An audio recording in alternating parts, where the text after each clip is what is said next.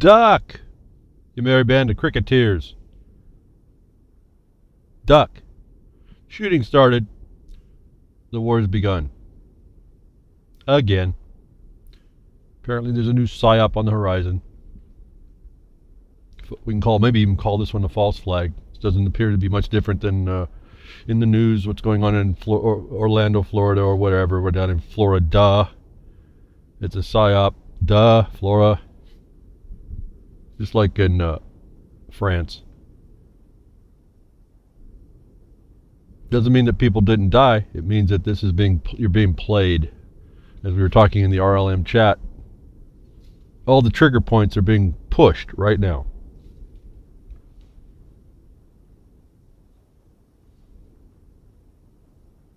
This broadcast will be BTW RLM 166 for the past cast. And thank you to all y'all that listen and take notes and go do what you're doing. This last week's been really, really full.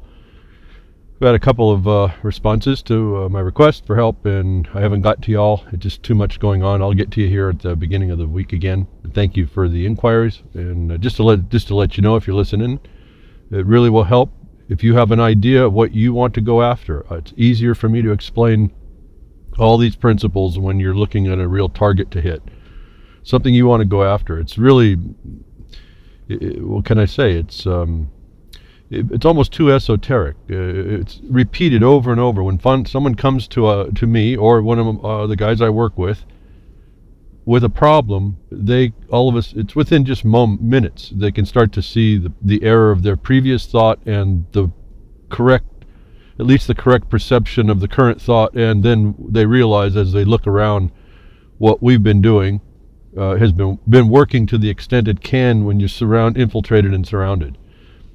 That's no small feat I'm talking about here. That may have sounded like it's diminished, but it's just a lot of work, a lot of momentum and mass moving in a direction that nobody stopped. That we're having to trying to do in the little part that we do, which happens to be the foundation of your country, the soil. So it ends up being quite the big thing.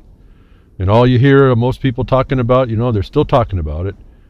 Everyone's ears perk up. Like you'll hear on prior broadcasts, you perk up when you hear the magic words, and that's okay. That's cool. Now that's a big deal because most people weren't paying attention that those words meant something. Those were the words that clued you in on who's doing the talking and what they're up to. But that's the extent of what you're listening to. Is now we've acknowledged we have a problem. What people don't do is they don't put that into okay. What does that mean in application, and what can we expect? That's where I come in. Over many years now, to take what you hear, what you see, and come up with strategies to defeat this thing that we're up against. And it's coming from, well, again, it's a multidimensional attack, and that doesn't mean in this reality multidimensional in subject matter. This is a multidimensional attack. It hits you at every point, of mind, body, spirit, and all that may mean that might mean to you. So we haven't been told what we're up against. That had to be identified. They certainly hadn't told us how to counter that, because they wouldn't tell us that they even thought that we would need to. We've identified how that works, and then we've put that in application. And the experience, proper accomplished experience, keeps us solid and straight. And anybody, again, coming with a problem, it's helpful that you have your own and what you want to do. Now, I don't know if I can cover all of it. So far, I've been doing pretty good. Whoever has a condition that they'd like to see an answer to, I can direct their walk. And what it is I can get you to the most directed point. And I was just thinking about it. I'm already off more, or I was going to go on my tabs. But let me get to maybe blend this in. After the broadcast, there was another broadcast on, I think it was RLM Network, Real Liberty Media. And there was someone who a lot of energy, absolutely engaged in wanting to get the truth, believes he's telling the truth, getting the truth out, a lot of energy, and yet when I listen to it, I hear a bunch of failing to know how to apply what's going on, and the failure to recognize how to apply what's the knowledge that is known. And was directly what I try to tell you every week. You got to properly apply your knowledge. You have to weed through the weeds of the things that are no good for you. And I shouldn't have said weeds because I disrespected weeds. Weeds are good. Weeds can be good. The point is that you can't just take all this and just willy-nilly throw things out. There really is a way to approach it. I know it may be only the way we've done or I've done, and I tend to do a lot of the research and application before we'll suggest it for anybody I work with and perfect the processes. So this experience is what I speak through. And I really don't know of anything somewhere that I haven't done that I speak to. There's stuff, everything that I speak about is told to you not as a question. Now, it doesn't mean that I'm not full of questions on what the limit of that was, but certainly where we have experience of how to do something and we accomplish that goal. And I'll tell you folks, it's just been an amazing sight. You can't see this stuff unless you're into this. Things that other people or people in the system think are impossible, you can get done. And they don't even know how. But you're accomplishing things that no one understood was even there. Why? Because the reality that's been presented for most everybody, in fact, I think it is everybody. Very few people that can see that there's a problem, let alone actually start to function within the illusion it sends to be, but the reality that you are in a reality, but it's an illusory type of condition. And you're not told what that is. I'm not going to sit here and profess to know exactly what that is, but we can tell what it is by how it responds, or that we can affect it by particular ways and approaches that I try to tell you. And I say it, but whether or not I say try only, I hope that it's, again, the power is in the reception. I could be putting this stuff out, and if there's no radio tuned to this frequency, forget it. I'm done. I mean, I'm just talking to myself. And I'm not here to do that. I'm really not here to hear myself and then have to listen to myself after the broadcast to qualify if I've done everything okay or okay enough. In other words, any errors I did hear of myself are infinitesimal compared to the subject matter. That some of you are stepping up, and I just can't appreciate that more for you, and I can't appreciate how much it helps me that you come with a problem, and I can direct you on a mission, and I can show you just quickly. Listen, the point is that when I start to direct you on your mission, you start to understand exactly what I've been saying. If you couldn't get it before, you start to see it. And now I'm speaking directly from a new experience here we just had in the last couple weeks. There's another document that the Jefferson Mining District put out in response to a coordination failure of the state, but in their point was asking for public comment.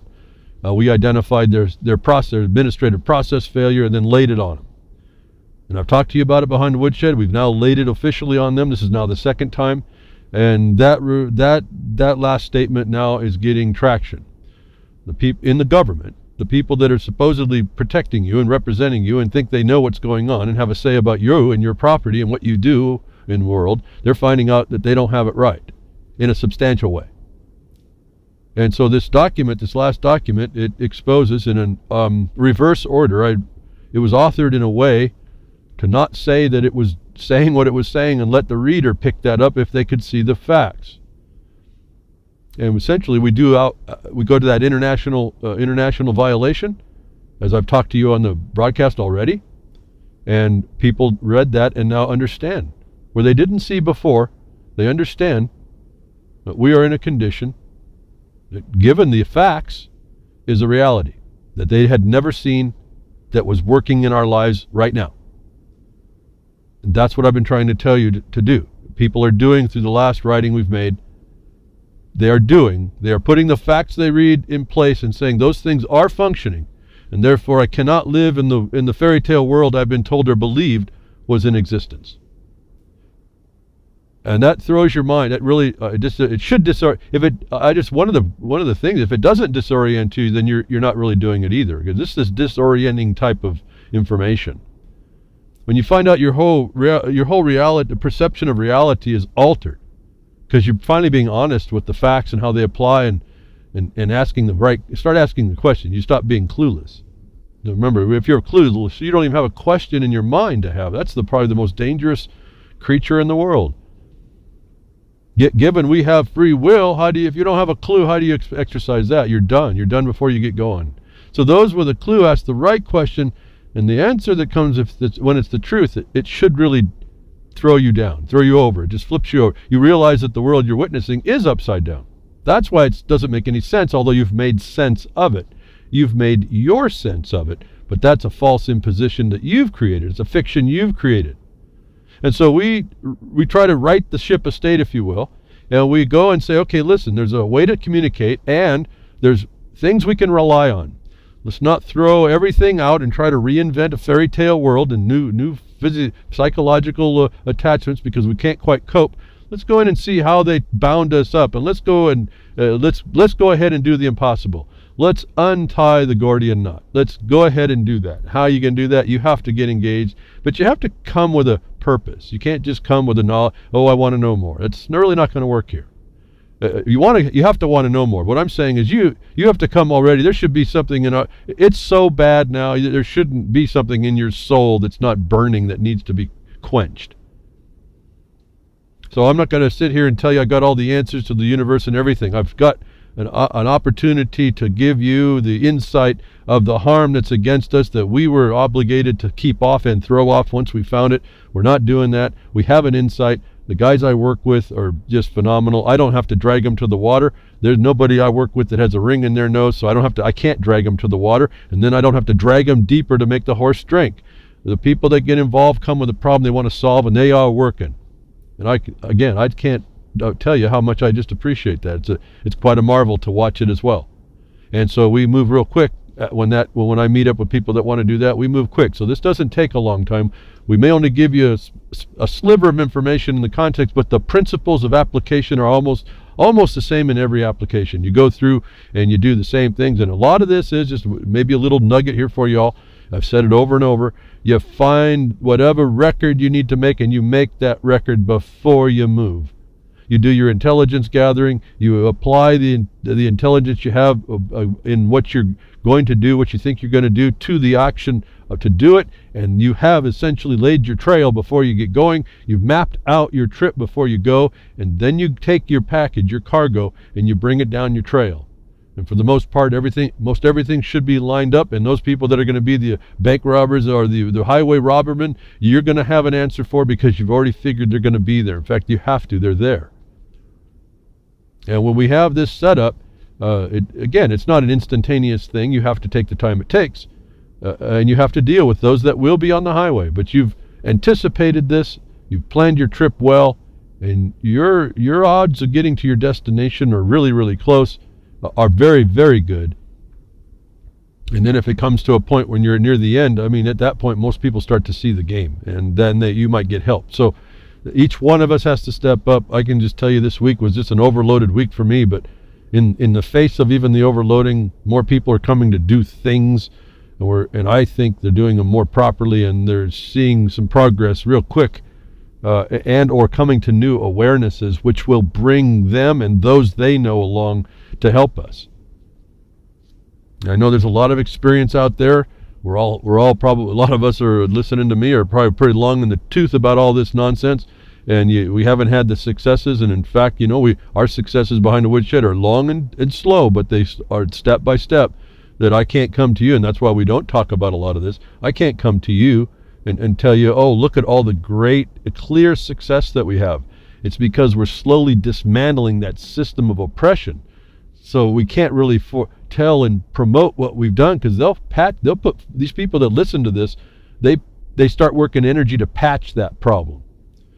They can't patch what they don't know we've undermined before we let set up the building to fall, like a controlled demolition. Right now we're in the controlled demolition stage, going through the building, probably like the government did in 9/11. You got to control it. You got to set up the building to collapse, and then put the right energy at the right time to collapse it, right? I mean, that's just the way it works. That's what we have. We have an infrastructure that's been built inside a government that was never supposed to happen, but they got it in. The enemy worked. They got it in there. They built the scaffolding inside your own government. We got to go in, and we have to take out that scaffolding. That's why we need lots of us.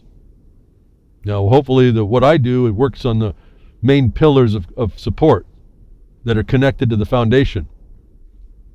And we show how that foundation cannot be connected with what they're doing. It's all literally unconstitutional, even within the failed construct that we believe about it. It's still even violative of that. I've told you, these people that are in their own system are criminals to their own guidance. When I say target-rich environment, these people are so weak in the positions they are, I can't imagine why more people just don't come running to defeat this right in their face. But there isn't that many. That said, there are some, and there's more coming. And I'm just trying to encourage you all, even if your old ways, you got bit. I think there's a new look to be had, and I think there's a new way to approach it. And as I have told you over and over, and explained to you over and over, there's no reason to set yourself in jeopardy like we may have before, in thinking that there was actually a system of justice in the world for us, the exceptional Americans. We're finding out we're not so exceptional, and we're finding out that we had work to do, and that makes us a problem to ourselves. That has to be fixed. That can be fixed. Then we have to get rid of those that put this on us, and there's a method to that doesn't bring you into jeopardy like it did people like Ammon Bundy. And I've talked about the failures there, and in a way, and I don't want to even call it out, but I'll just mention it. I overheard that conversation from last week after the broadcast. It was another broadcast, and the party that was speaking was the guy I talked to that was at the refuge. And if you listen to the vast amount of jumping around that was done on the subject matter and the one simple questions that were asked, he never got to the answers. That's what we're dealing with. I could never have a conversation around that. There's nothing stabilized in those conversations. There's no fact you're going to get out of no answer you're going to get out of someone that does that. And you have to settle down and okay, wait, you got to get the facts laid for yourself. And when you start bouncing around, I'm just telling you, you're not on point, because everybody I work with, we stop bouncing around. I learned that a long time ago. I said, we're trying to keep up. We're trying to educate the criminal that he's breaking the law. He already knows he's breaking the law, so he's just wasting our time asking questions. So it's time for us to bring the law and point out to those that don't follow to the criminal. And boy, that sure streamlined a whole lot of stuff. It streamlined everything to the point that I can write a 3-page document that it goes through our internal review for the district. It gets agreed to. It gets sent out in response as an official governmental document. It's responding to another governmental an entity. It's like a letter rogatorio if you want to move into international law, folks. You want to look at a whole other thing going on. And we can out them as the criminal as they are, and people see that. Then they start to get the perspective, and most everyone who understands that gets it immediately, and they literally have a little bit of a meltdown. Really in dismay that the facts that they see in the world determine something other than what they thought. Once they come to terms with that, it takes a while, it takes a couple days at least working that over. You've got to chew on that for a while. Then you come to terms with there's a job to do. And until you're into this process to start doing that, you're really just, without judgment. See, it's just a matter of making that decision. You're just part of the problem. You're walking as an accessory to the crime being committed against you. And I don't know how anybody can be right with that. And I know there's a lot to do in life, and I know they keep putting the E-tyves on us to keep us pinned down to our necessities. But that's the point. That's how they figured out how to take you out, and you're going to succumb to that. So if you have a better thought in your mind about leaving the world a better place, these people that we're up against are literally, I just can't see them any different than they're beyond crime here now. They're beyond international crime. They're concentrated evil. They're the agents of concentrated evil. They're not actually the concentrated evil. They're the agents of concentrated evil. And they have a whole lot of people really kind of messed up. And that's easy. When they get you without foundation, it's easy to divide you. They divide you inside your own self is the problem. And so you have these situations like what I'm now going to get to the tabs. The Ammon Bundy refuge thing, getting over to that. I told you the information was given to those people. Then Finicum was shot. And if they would have done what I said, I'm not going to say I had the answer, but they would have not have been on the highway that day, because they would have been rethinking that something was coming down and it was going to be detrimental, and they need to reposition the public's opinion of them and show that what was coming against them had no authority. And I've told you all about that on the broadcast, and so that's a record. I live and die by this thing as well. For those of you that would go back and listen, and you have the evidence to call me out if you can. I'm not saying that as an ego trip. I'm saying that I live and die by it. If I'm wrong, I need to know so I can fix it. But right now, no one can call me out. That's either I'm wrong and there's a lot of people that don't know that, or else I'm not wrong. And if I'm wrong and a lot of people don't know it, then it don't matter either. Because maybe there's a new way in the world we need to start thinking to work better than watching people get executed underneath a color of authority of so-called justice and order and peace. You know that execution is a reference. I tell you, again, all these things are mirrors and reflections. It's what we do to ourselves, we do to other people. What we do to other people in other lands, we do to ourselves. It's a matter of degree or scale. Ammon, the big news, and I'll move on from here. A judge dismisses one of the gun charges against Ammon, Bundy, and the 7 co-defendants. Now, okay, that's a big deal. But I want to explain to you what I've been trying to explain to you all about how this works in the processing, at least how I see it works through the courts, and been doing this for a while. And I'll let you just straight up. After I saw there was no justice quite a few years ago, I stopped entering the courts on their terms. So my knowledge is from before, when I thought there was these things. I learned the process back when. But recently I've had to alter and realize there's an enemy in the gates. There's an enemy in the system. We actually have no government that's actually constitutional, and I've dealt with it that way, and you know what happened in 2013 in our lawsuit. You've heard me tell you that we're not getting any response out of the so-called officials under oath pursuant to a law in criminal complaints against those that are violating principal foundational soil disposal laws as crime. And I'm not doing it as my opinion. These people can't answer to the being criminals, and internationally so. That, again, the proof here is self-evident. If everybody could just know my mind and see what we've done actually, and see the crickets the government is against a true allegation. I already, in fact, I just know this stuff from my research. I keep telling you the state was supposed to answer in our lawsuit, that they shall answer. They shall defend every officer in the state. I knew that was the case. I saw enough court cases to know that, but I didn't know where in the state that we were suing, that was the fact. And 2-3 years after the fact, I find there is a statute. It says exactly that. The government shall defend its agents. In our case, they didn't even dare open the can of whoop-ass. They saw the label clear as a day. It's better for a liar, a lawyer, a bar member, a political party, politician, politic. It's better for them to shut up and deny.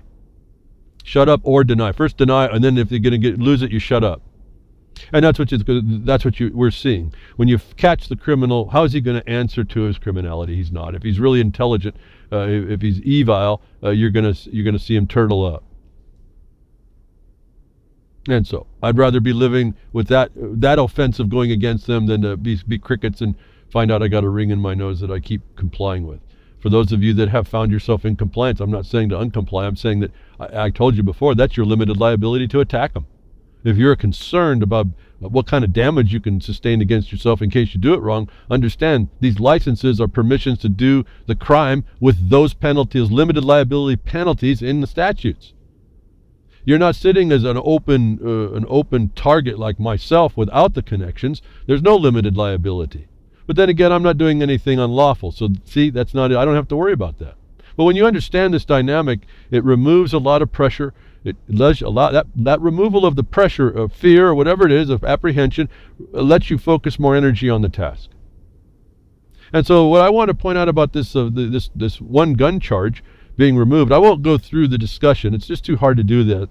And in part, this is kind of an interesting odd discussion on I think the judge is trying to figure out a way to get this charge dropped for some reason. It just seemed to be some of the logic, as usual, you'll hear. These are just people who we believe their opinion is better than your own, and that an opinion is the law, and this is the kind of reality you live. But so I won't go through the ins and outs of how she came to the determination.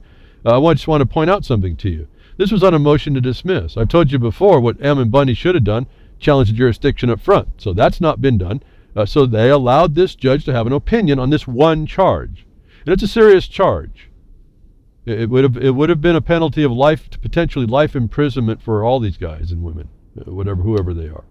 I think it was David Fry's attorney that puts this through, but they did a motion to dismiss. That means that they've given a jurisdiction, authority to the judge in a jurisdiction that I've shown you before, explained in our court case in Jefferson Mining District versus Kitzhopper et al.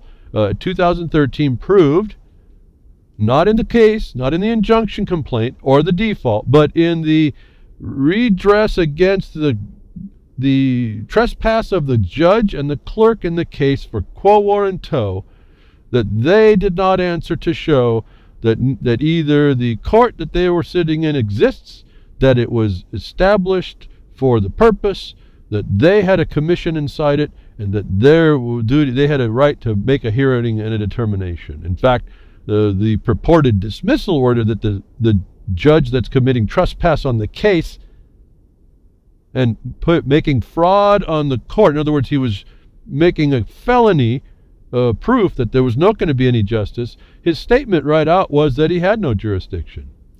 He had to really say that, but then he went on. But he's a trespasser on the case, so all that's void if you know the law. And so we proved in our case that this USDC court in Portland has no jurisdiction. This judge, whoever she is, has no authority, and yet the attorneys pled these people into that jurisdiction where they failed. They lost the ability to do the initial discussion that they didn't have to arraign to this charge at all. In other words, they missed a big step, which could have been the domino step to go after the rest before they arraigned themselves, that I want you to know about. Pre-plea remedies and avoidance were waived here, that you have a second chance, and you're seeing the second chance here where they call the motion to dismiss after the court gets jurisdiction, and you waive that challenge until you know better to say, oh, wait a minute, I made a mistake there. And so this ruling is big, and it's a good in their favor, certainly. But I'm looking at this as a failure, an internalized professional failure to actually do defensive maneuvers that you need to know about. Now, why is it important if you're not going to be charged? Because you have every day, you're dealing with people every day with government or some opinion or some property owner or somebody that thinks they got an opinion, and they're going to talk to you about all the authority they got, to interfere with you. And the application of this pre-plea remedy, in other words, before you get engaged and agree to enter into a dialogue with somebody, you go through your defenses against it. As I think I said last week, don't even start a false premise discussion. You've lost. If someone doesn't have the authority, don't give them a say.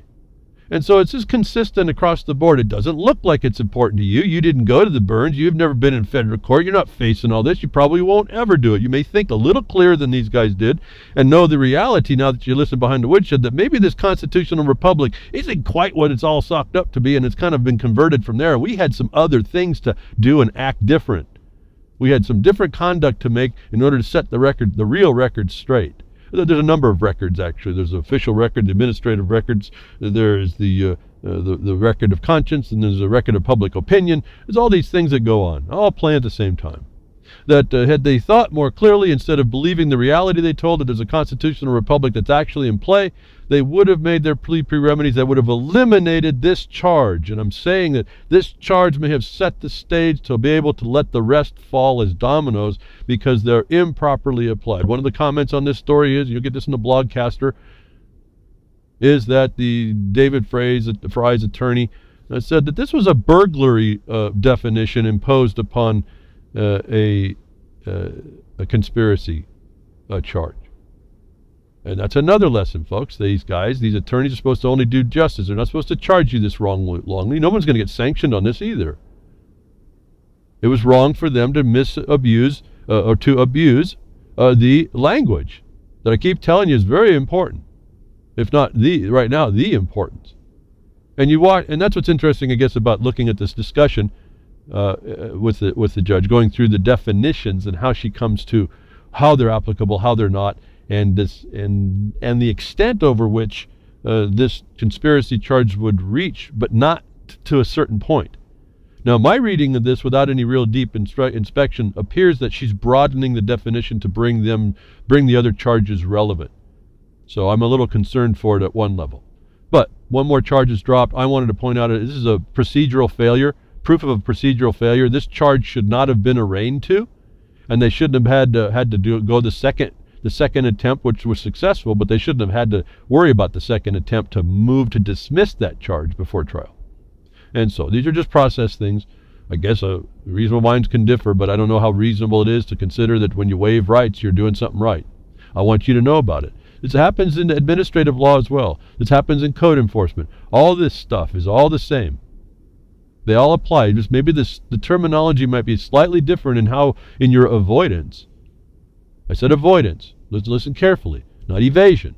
Not what the government does. It's what you can do to lawfully avoid what you have lawful right to avoid. You're not evading the law or evading justice. You're avoiding something that's wrongly applied. They could have done this prior to plea. Luckily, they got it the second shot. And so I just want to point out to you the things I've told you are right here in the news for us to consider. And I suggest to you due process is a lot of these steps that a lot of times get waived. And you would be much better to know your options ahead of time and start asserting those immediately. In a way, that's what the debt paperwork is about. If you go look at this debt, I don't know what they call it now. There's lots of little debt programs. All they're actually doing, you go to the Federal Debt Collection Practices Act, and they're just exercising all the due process in there. And there's a ton of it.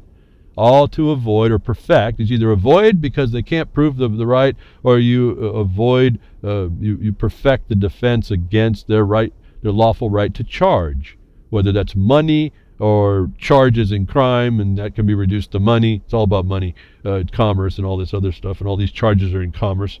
So I don't know what the heck they're talking about the refuge over there in Malheur when that was a land disposal condition. It should have been in the state anyway. So all this stuff was not brought in. They allowed this judge to have an opinion, and she said that it's one charge was no good. So just wanted you to hear about that. I'm a lot of people may take a lot of hooray with it.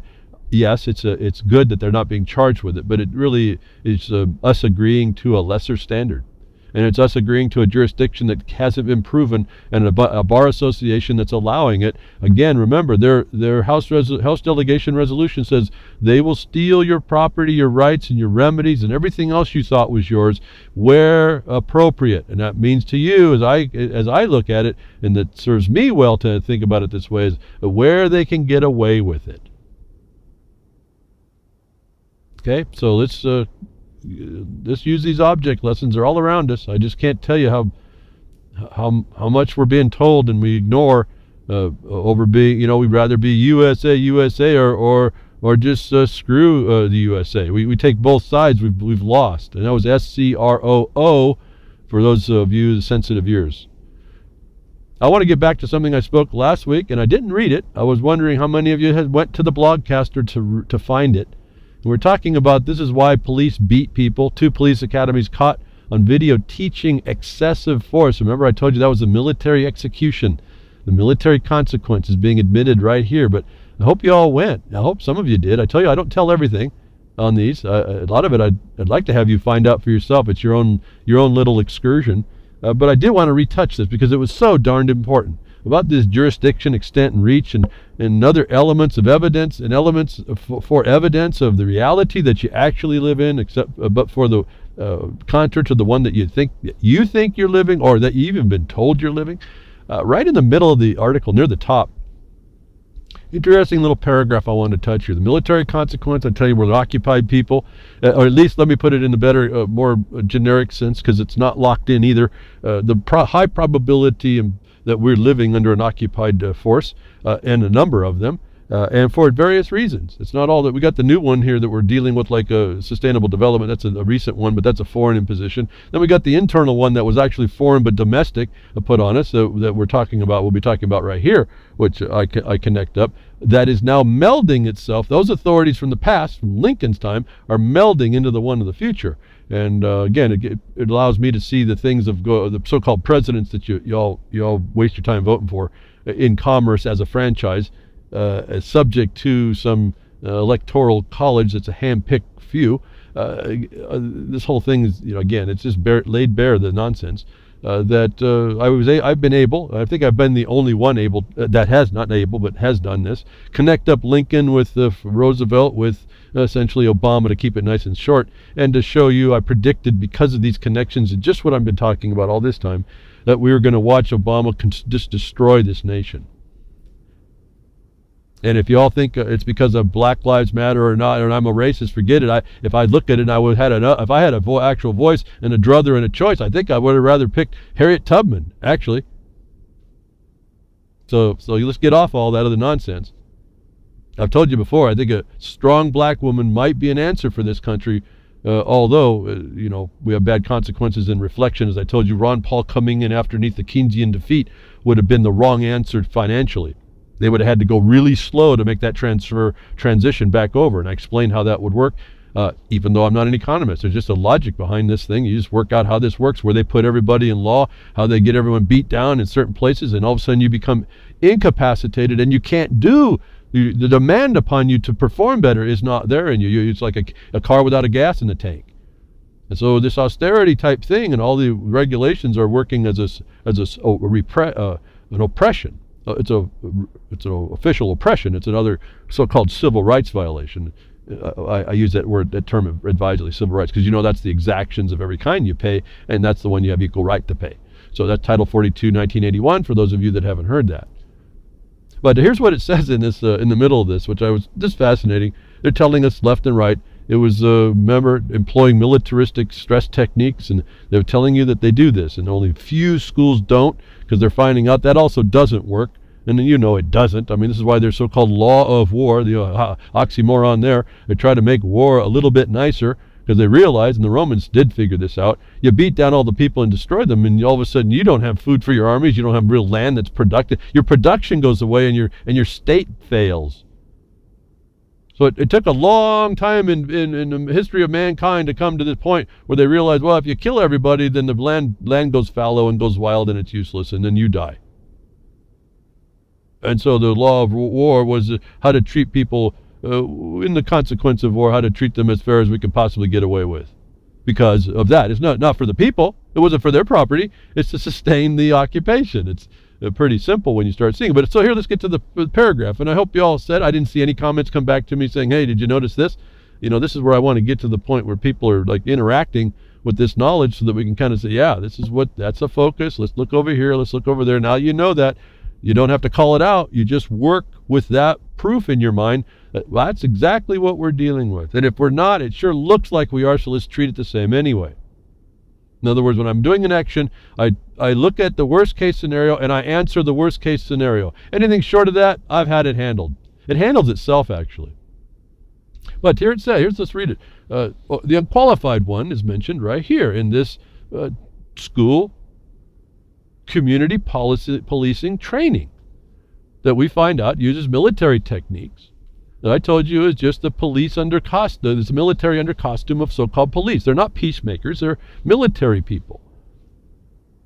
The unqualified one they call President Obama's official directive of law enforcement embodies community policing. But such training courses, as in evidence in the videos, are antithetical to the very idea of collaborative problem solving, community trust building, and integrating police into the localities in their charge. Let me read that one more time. Listen very carefully. The official directive for law enforcement embodies community policing. But such training, that's this military-based training, courses, as evidenced in the video, are antithetical to the very idea of collaborative problem solving, community trust building, and integrating police into localities in their charge.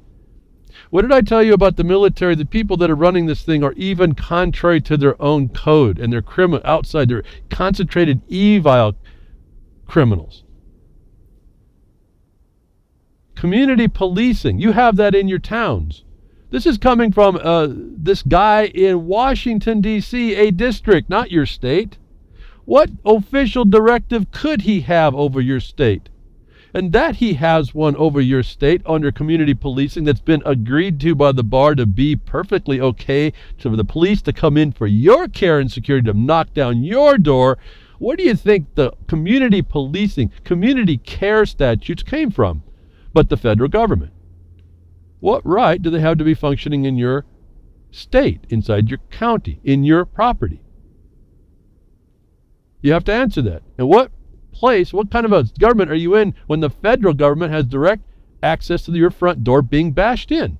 That this guy has an official directive about community policing. Point one. Point two, that the military training, the execution squads that are being trained as looking like police, that training is counter to even community policing. It's a violation to it. Community policing is a Sustainable Development Agenda 21, and we know that by their list of what they tried to accomplish under community policing. So these military people that you think are police, this is an international force that's being developed already. It's in the federal specter. It's already international, utilizing international guidelines. In this paragraph, which no one commented to me about, it tells you what we're already under, and it's consistent with a military occupation of your life, but it's international. It's a foreign side. It's being directed by foreign agents. Let's go through the community policing, what that really is. It's focused on the community. It's the community they've fabricated up around your neck, and you didn't keep your Republican form. And what is involved in it? Community policing. It's community military policing is what this is. It comes from the authority of the federal government where Lincoln beat down the states and took away their sovereignty and made them districts, in part. There's a whole other discussion about all of this. But community policing, what's the elements of community policing? And they tell us that this military execution is a crime, even against community policing. What did I tell you? These people are committing crime. They're concentrated evil. What's on us? It's antithetical to, now here's the list of elements of what community policing is, and you tell me, so that for those of you that aren't quite yet doing that, I'm hoping most of you are already kind of heard the terms, the trigger terms, as we were talking earlier as well, of what this is, that it's foreign, that it's a tied to this sustainable development, or what they called it. They told them in Britain and Europe was Agenda 21. They told the Americans it was sustainable development, so we wouldn't know. Where did I get that? Not my opinion. It's not some green book somewhere. It came right from the Bar Association's own House resolution, House Delegates resolution, and I read that behind the woodshed. Here's the list for you to listen for. It's collaborative problem solving. Collaborative problem solving is a felony against you. How do I know that? Go look at JeffersonMiningDistrict.com and read all the things we're talking about on the MMAC problem. You'll see the same words right in there. You'll see our lawsuit talks about methods for destroying our property, our production, and our Republican form of government. You'll see the same words. Collaborative problem solving is consensus-based issues that are fabricated issues that stakeholders make and partners execute. It has nothing to do with you. It has to do with this veneer of foreign authority on you and how they're dealing with you. That this community policing that the bar has allowed to be able to come and knock your door down is vested with these elements to perform through collaborative problem solving. The next one is community trust building. They get you to have confidence in their community. Remember, this is coming from the federal government directive. Don't forget this hierarchy. This is critical to understand. This is critical how you understand how we're being taken out. How they're doing it to us right in front of our face, and we think it's all hunky-dory. Community trust building. It's they get you to do public buy-in. Where you heard these terms before, folks? I mean, it's all here. What we said before. It's all consistent. It's almost a broken record consistent.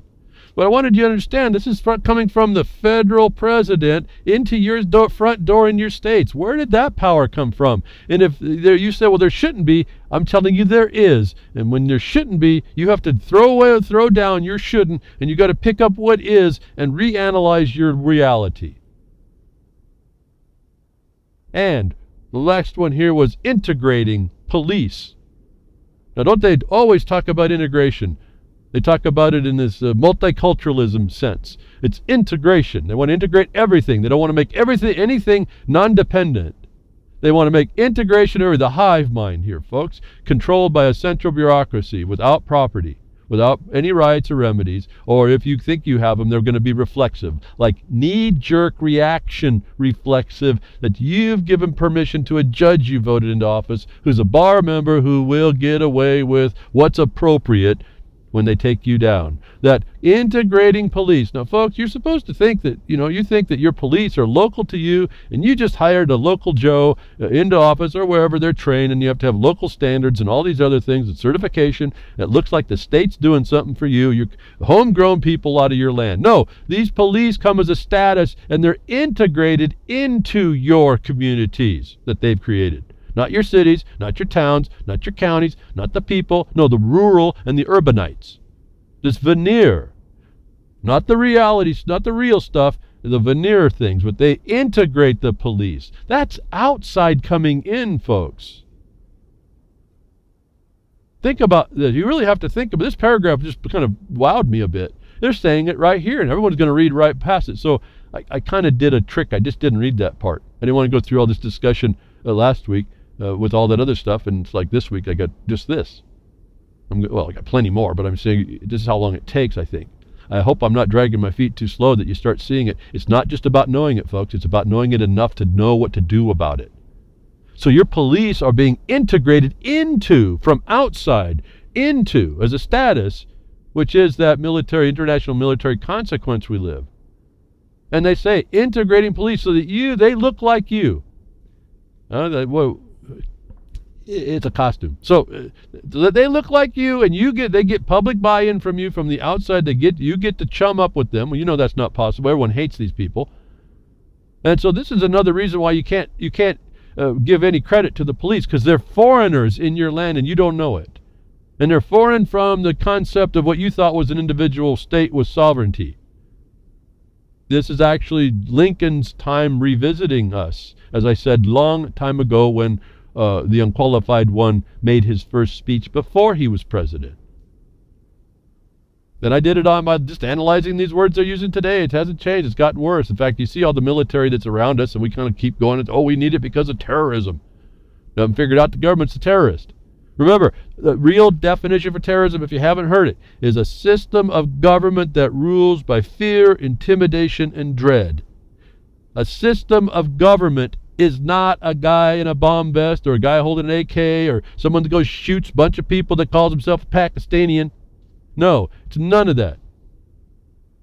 It's a system of government that rules by fear, intimidation, and dread. That the government leads with terrorism fulfills the first term, fear.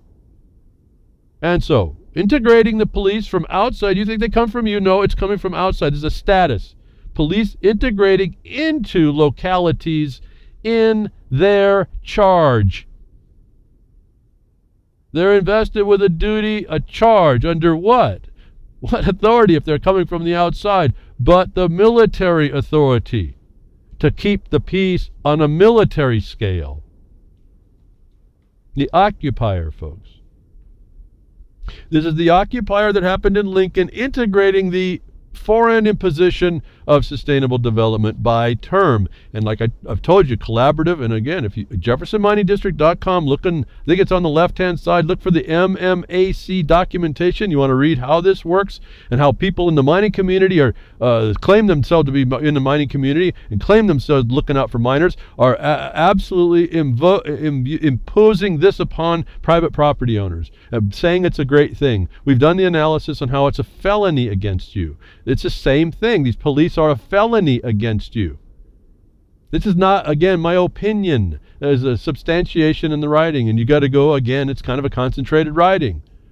You have to kind of go research. If you feel that you really want to know, you got to research the citations of the authorities, the law that tells you all about this. And so you have the police are foreigners under the directive of the unqualified one in Washington, D.C., imposing Sustainable Development Agenda 21, whatever you want to call it. It's a felony against you. They're not there to protect you. They're there to secure the military occupation. That paragraph. Just, look at it, I don't even know how long I've been talking. What, 20, 30 minutes now? There's a ton to talk about here. But I didn't talk about it last week. I hope some of you saw it. If none of you saw it, I don't know what I want to say about that. I'm hoping that you step up a little bit higher. This stuff is right in front of us to see. And once you know this, you have a whole different dialogue. I don't even have to go, I don't get into, like I told you, a discussion. I know that's their policy. It's coming from the federal government. I know it's foreign to your state. If you have a Republican form, they can't do that. You would just impose it. I know the ending before we get started. It doesn't excite me that or doesn't cause me question that the DA didn't answer, the two judges didn't answer when they got criminally charged for money laundering. They didn't answer their their notices to be defaulted if they didn't answer. The state police trooper, the trial court administrator, all been complained 3 times now to a sheriff. Silence on the sheriff. We told them already. We're moving on. We're moving on up now. We're going to go a constitutional criminal complaint against you. It's already known that this is going to happen. That's a big deal, because a lot of times you'll wait around. You wait your time hoping they come and give you an answer because you want the pain to stop. No, these are a bunch of criminals. They've inserted themselves in your life, and we didn't throw them out. Here's the proof. And if this is not a proof, markonthebeast@yahoo.com. I want to know why you don't think this is a proof. I don't need a long-winded statement either. Don't overpress me with what you think you know, because it won't hold up. I want to know that these answers are very short anymore, at least for me. And I can show you, for you, how they're really short as well. So Obama's official directive is the one imposing community policing, which has in it the elements of your demise, a felony against your way of life. This is treason right here, folks. I mean, I don't know if you get this.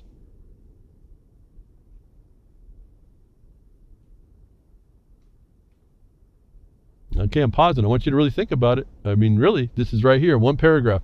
And, we all missed it. If no one really saw this and no one cared to go to the links as I provide them. One paragraph tells me really all I need to know. Actually, when you think about it in the context of what we're talking about here, a supposed united sovereign states, countries abroad each other, whose agent is a district in Washington, D.C., ceded certain lands for certain purposes, to do the international bidding of the several states. When you stop seeing that, folks, you should have started thinking, wait a minute, and we didn't. And so this little paragraph right here, I guess I have to put a smile on my face. I cannot be so wrong, folks. If I'm not again, I'm not talking about I have to be so right. You get in the nether regions of psychology, the psychology of people and perception, and the what is and what's reality. You're walking in the wilderness. You're the wanderer, and there's not many people you're going to run around with. There's just not. Oh, you might cross paths with someone every once in a while, and you may exchange notes and confirm where you've been. And it just keeps you in the wilderness a little bit longer to make sure you've seen it all, because while you're walking through it, you're saying, I don't believe I'm actually seeing this. I don't believe I've been that duped. A lot of time spent doing that.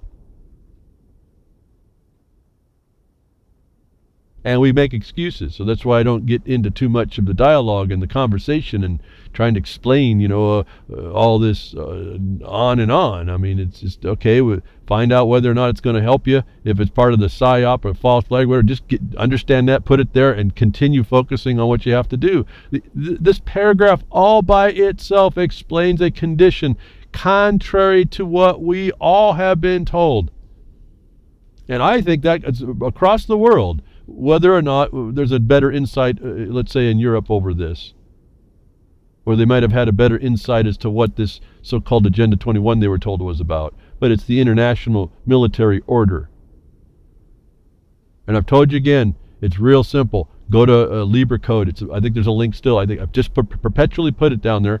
on the Blogcaster page, read the Libra code, and it will tell you that when you see that the military will set up systems that will not expose the military control, to tell you you cannot look at the false front and know that it's ever actually legitimate and de jure. When I found that out, I just didn't know what to do, because then what do you do to identify when it's actually right and de jure? Well, made up of the people actually without control from an unseen direction. That little provision in the Libra code should astound people. You cannot trust what you're looking at. That statement requires that you engage, so that you know that there's no shenanigans going on. And this is what I get back to the mining district. There's the few of us that are together to move this forward. There's nothing going on behind the scenes to change that's underhanded and controlling. We all come and we all make decisions. In fact, this document I've been telling you about, our final one, not this last one, that was the final one we've made so far, is going to be made available because it's starting to resonate with people and their understanding. In other words, we don't have to waste time arguing with people. They get it on this one. And we're going to it's going to be a formal presentation made to a county. Once that's done, that document's going to be made available so that others can see it, because we haven't promoted what we do, but everybody in the district understands this is what we're doing. There's no shady shenanigans going on. That's the kind of government that we have to have. And if you're not doing that kind of integration, you're not in a government, and it is literally controlling you. You can't know the false fronts that you look at. That's stated right in the Libra code for anybody that's paying attention. You're living in a spaghetti western. Everything's a false front. This statement right here tells you that. I just say it in different words, folks. I said in a paragraph what I'm telling you for a half hour or more. And maybe some of you already clicked away and you're tired of hearing it because you're either not going to do it, or you know and you don't know what to do about it. I don't know. These are some very powerful insights that you need to understand beyond I know. This is, oh, okay, I see that. Another consistency, and then I see the melding between the military order, melding the new way process. And you've heard, I heard him say that there was a lawsuit back in 2013 that said that this melding, this condition, is a treason and a destruction of the Republican form of government. I don't know what more you need for proof now, folks. I know then the only decision for y'all is to decide what little thing do you see in the world that has to be made right, because it's wrong. And then you just focus your attention on it. And it's little, it's not that hard. It's not that hard. Yeah, it takes some direct, you have to put some energy to it. That's what it takes. It takes focus. It takes intention. It takes persistence. It takes that. But it's not hard. It's really easy. It's just making the right decisions to be in the right place, to be that one that makes the change where you can. The knowledge of this will not overthrow the system of that. But it certainly can change your perception of what you anticipate and speed up the process of how you can go about to expose it, to actually maneuver around it, to set up records where they are the criminal for continually attacking you. You can show other people, and that story gets told and retold and retold, and all of a sudden our resistance steps up, and our objection and an overthrow of that, there is no way they can get the one leg of the three-legged stool. If they can't get their community trust building, they've lost, I guess is the point here. As long as we live in our illusions, that trust building is going to be easy for them, just like it is when you use their FRN or anything else that's foreign to us. This is the very reason you could put this as a list and show you these are the very reasons why we can't continue this. This is elements actionable. And I know that because that's what we sued to enjoin. We said this is lawless. These people are committing felonies and treason to do this. And at the time, I didn't even have the absolute proof from their mouth. I know now, I absolutely know why they didn't open that can of whoop-ass we gave them. It's on their own documentation that they admitted to doing that. So even if you kind of don't understand what a default judgment when a state doesn't come in to protect its officers or its employees, and they don't, or in the Bar Association, who should have the law in their mind, can't answer, got their mouth all zipped up. Even if you don't understand that process, I don't see why you can't understand that they didn't answer, and this tells you that that's exactly what they're doing. It comes from the unqualified one, apparently. That alone should just have your mind just, wait a minute. If you think about this and you care, wait a minute. How is community policing a federal imposition in the local state statutes actionable to take away all my rights? How is that?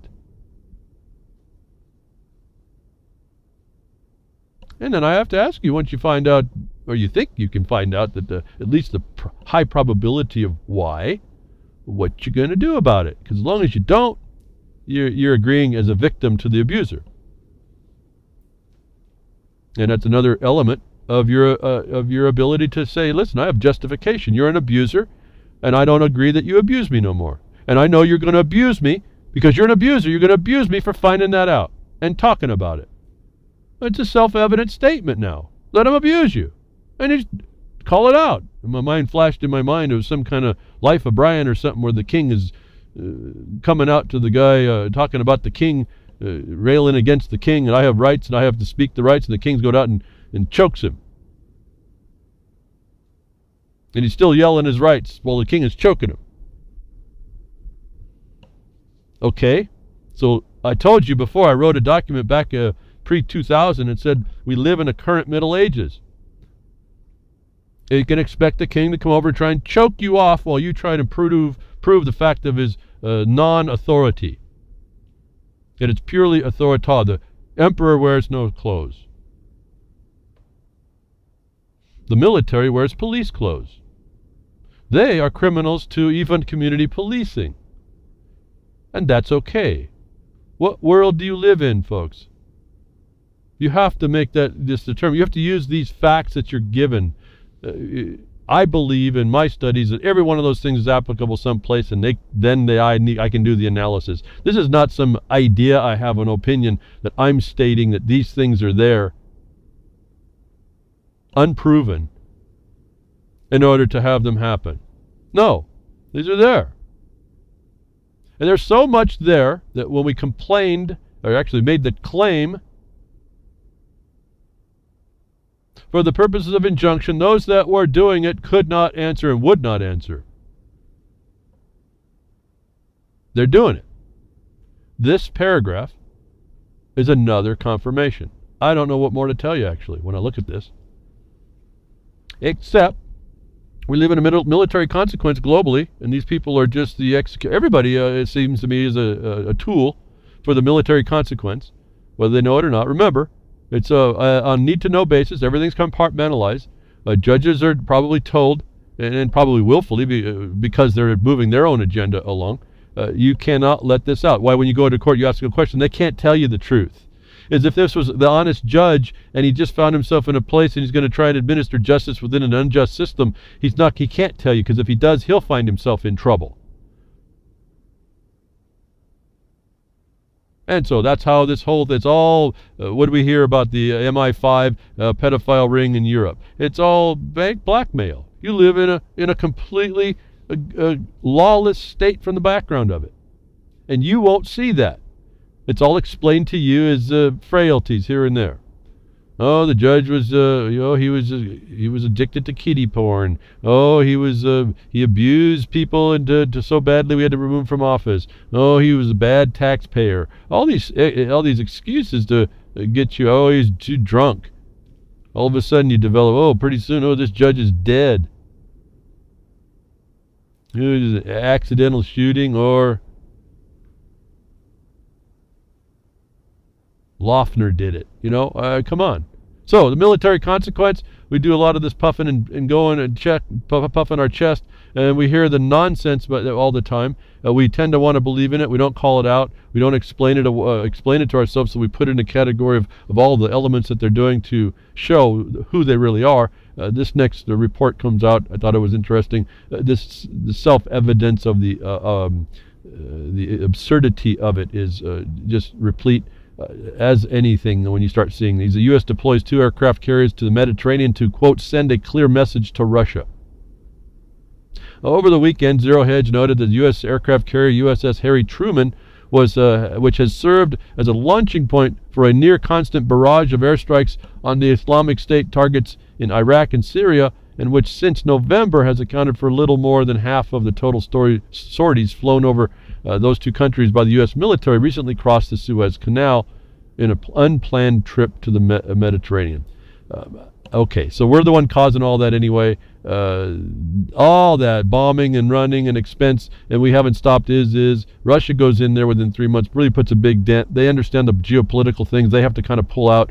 They're monitoring. You know, this big story's there, but you know, it's pretty fascinating. This was to send a message. They squeezed this big Air Force task force through the Suez Canal, through into the Gulf, and now we're going to make some noise, sending a clear message to Russia. The pivot, where the United States says that this aircraft carrier was supposed to go into dock for maintenance. Oh, we quickly pivoted into the Suez Canal, showed up in the Gulf, and we are sending a message to Russia of our operational flexibility. It provides some needed presence in the Mediterranean to check the Russians, the official said. The unpredictability of what we did with Truman kind of makes them think twice. Has to be a pretty funny joke, because I started busting up. If I was drinking a cup of coffee, I probably would have spewed it on my monitor. It provides some needed presence in the Mediterranean to check Russians, and it's an unpredictability of what we did. Folks, you know, a nation with 14 aircraft carriers, do you think messing with 2 really made a big deal here? Do you think it really sent a message that they sent an aircraft carrier to another spot? Instead of the head fake, it was going to go to maintenance and didn't? What message, what are they mind game are they playing with themselves to say that moving an aircraft carrier that could be replaced by one of 13 others or whatever we have? In other words, of 14, there wasn't one in the Gulf where it could have already been. The head fake, oh, we're going to send it to maintenance. No, we're going to squeeze it through the Suez Canal, put it risk there, and then show up at the Gulf. We really taught the Russians our flexibility. We've got 14 or 15 of them things, folks.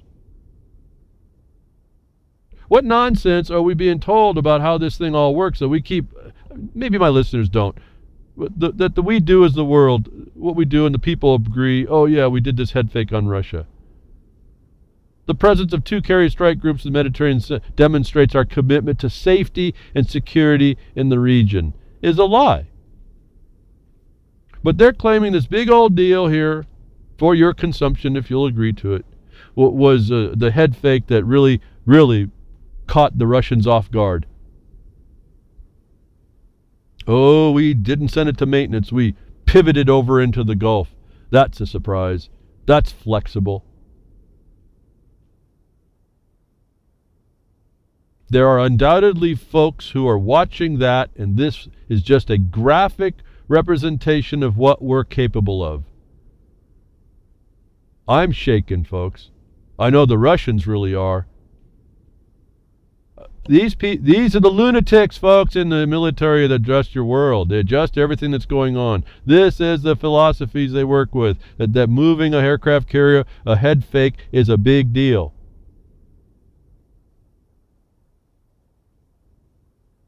See, so now it makes sense that they won't recognize that all these sorties they did really haven't stopped anything. And this is the big ongoing deception that happens, and it's just an essence of what happens in your life at home. The outrageous false front they put on this maneuverability, flexibility of moving the Truman from the Mediterranean into the Gulf because we said it was going to go on maintenance. Oh, now the Russians know we're flexible and they better not do nothing on something that Russia's not doing anyway. Again, a fabricated condition, folks, is the nonsense that we in the world accept that really is shameful. It's embarrassing. Now, are we going to get out there and stop that? No, but we can start sending the message where we're willing to come after the people locally See, there's some people locally in Washington, D.C. could do this. It's just as easy as the people locally in any other state can do it there. And all of a sudden, the groundswell of activity happens on point, in the right way, exposing all this nonsense, and it makes them afraid where they are. That no, they're more afraid of how their ass is catching than the conflagration they want to put down on your head when they want to come and do community policing. Or was that statement that just popped in my head? It wasn't a really complete statement. It was, you know, when you fear the government, that's tyranny, but when the government fears you, that's normal to a free people. So we're not doing our job. They're doing this nonsense. We really did the head fake on Russia. These are the same people that are deciding to go over to China, folks. I told you be careful what's going on in China. They keep interacting. Accidents happen, folks. This is the stupid stuff they do on purpose.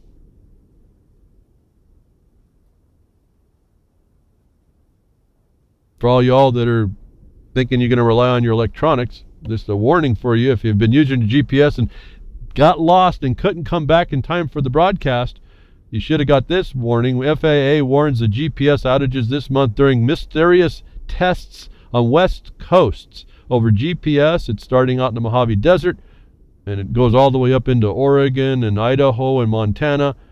Clearly takes out all of LA, Los Angeles area. They said no planes should be flying at certain levels. I don't know how they're moving LA while this test is going on. But they're explaining to us that they have the capacity to interfere at some level with GPS. I wanted to let you know that if you didn't know, this is there. If you're going to rely on these electronic devices, all your electronic devices has a technology countermeasure. Whatever they're testing here, I don't know. Mind boggles, they don't tell us, but this is a ability. The military just does the test. I don't know if any of your jurisdictions ever got to coordinate with this to put your input, but they're going to do it anyway.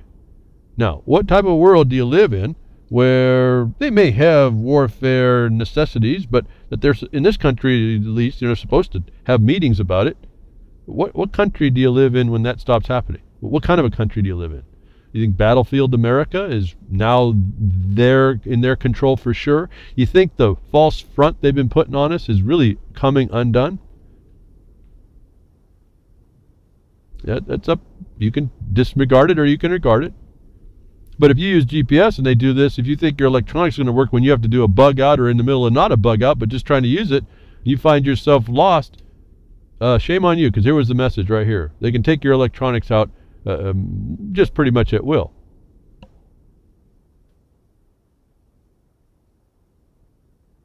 They have, again, their own method. They have the insiders. These people run the country. The military consequences driving the force. Again, why there's no plan A on the civil side is because the military is running it. And yet those same civil side officials, the warmongers that come underneath the banner of progress, they want you to think that they're just do-gooders. Well, they are do-gooders. There's no gooders in their do-gooders ship. They bring these agendas. Obama did this community policing. That's a lie, folks. It's actually a criminality upon you. But he has people around him. One of them was this woman, Hillary Clinton, moving along to try and be the next selected president. Supposedly from the Democratic Party. She's just a big neocon herself, and worse. They're all using it's funny. They're all using the same words that Obama did too. It's scary. Both sides. They're now using the same stuff. But anyway, stunning emails reveal how Clinton Foundation donor bought seat as Hillary's nuclear weapons advisor. Okay, so I'm not going to, again, I don't really have much to read this. This is someone bought their way into a position who had no experience in nuclear as a weapons advisor. Even the people in the advisor as a committee people, they had questions. They went and did some checks, but there's not much they're going to do because the fix is in on this. But these are the kind of people they have making in policy making, people that are not qualified.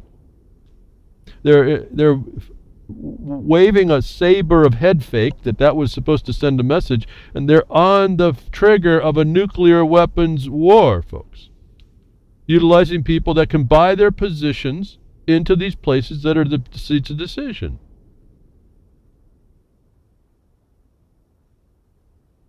And they do it through charitable organizations. I can remind you of the Panama Papers.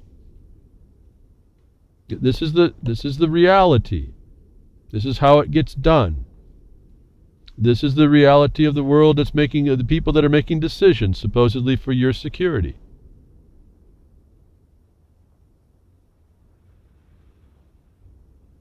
The advice, or the statement from somebody that's on the pulse of this thing, actually the military themselves, saying that a head fake should send a message, a graphic message of our flexibility, and all we did was move a ship from one sea to another.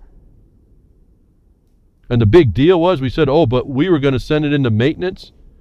Well, that taught them we're real flexible. Folks, your Navy has to do that. Anyway, so we got people in seats of decision as well that aren't qualified. Let me just translate that to you locally. The people you see in the seats of decision are just voted by people. They're not qualified. They're not qualified in the law better than you can be qualified in the law. We prove this every second of every day. We're just a bunch of ignorant people believing that those ignorant people have a say that's authoritative. It's just authorita. You don't even know your own voting dynamics. It takes at least, and I was told this is not my study, this is a study of someone who was very intelligent about figuring out even to look to study it. He was going to be doing this political thing and wanted to see what is his chances against the good old boy system. Found out if you don't bring 68% of the voters that are voting, that the bulk of it vote into your cause, you will not change status quo, because everyone that's in the government, numbers about 20 to 30%, or their affiliates could get higher. You have to overcome that status quo vote that will always vote the same thing in, because they're just going to keep their jobs. If you don't get that measure of happening, you're not going to change much. What we're showing is it doesn't matter which one you vote, nothing's going to change much. Not at the federal level. And for as much I see people promoting Trump, there's some things he just doesn't see. He wrote something about, he was sympathetic or felt that the miners and the loggers and the ranchers were getting the shaft out in the West, but he didn't have the insight to know that the way the government's already doing is by breaking the law, that he agreed that he would temper what they were doing. He would temper the agency's action. He didn't say he'd call it out for the crime that he knows it is, because he doesn't know. And this is the problem, that we're walking with a bunch of people that don't know what's going on, that we think are our leaders, that speak to our emotions, that get us to buy into their rhetoric. But this is the current rhetoric, which is just lies. It's not a rhetoric based on logic, if we can go that far. That it's just a bunch of nonsense. We keep buying into it. And behind the scenes, the system stays the same.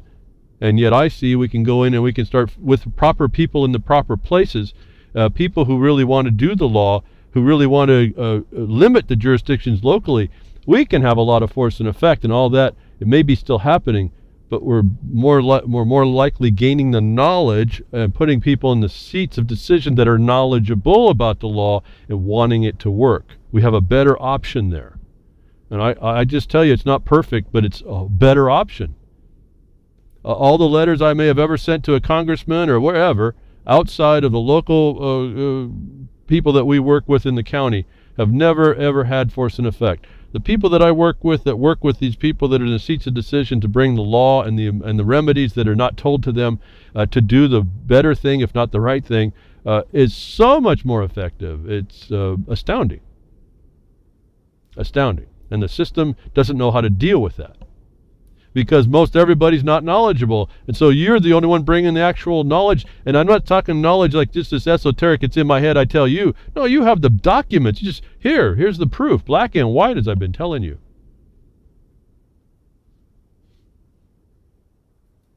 So inside the system, you got this, this email thing is about the illegality of Clinton having these emails in a non-secure server and violating this, and it's a big joke. But the point is it's digital data that's available. and it's digital data that the government wants to use or get a hold of. And this is what I talk about. We talk about being vulnerable to it. It's how else can we do it, not be vulnerable if we don't understand most of it? Some of it seems like it's out there. It's in our computer. Okay, I don't do anything wrong, and it doesn't matter.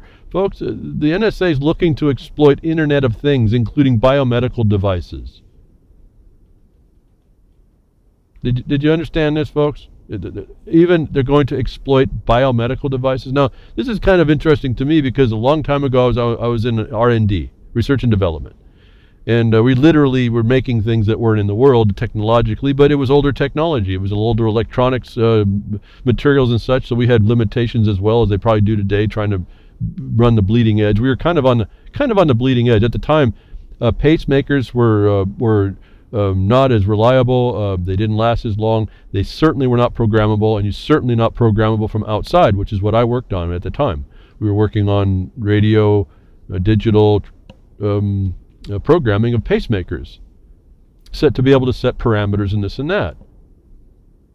And so that was kind of cool. It never happened in the world, and we were putting it in the world, and you have your problems, you have your thing, you have your successes, and you bring it on, and finally now they're in the market. Now they're just kind of common.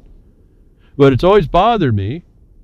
First of all, just the external, and then they give you the warning. You got to be careful, like microwaves and stuff. That can interfere with the signal that's inside the chip. And that's the problem. Now you're looking at a little bit like EMP energy here, that it interferes with the chip and the timing and all that. May even reprogram it. So that's always been a concern. But when people near and dear to me started to have to need these very same things that I had happened to be a part of, maybe not the same devices, but it's certainly bringing them into the world. They hadn't been there before. No one was working on them at the time.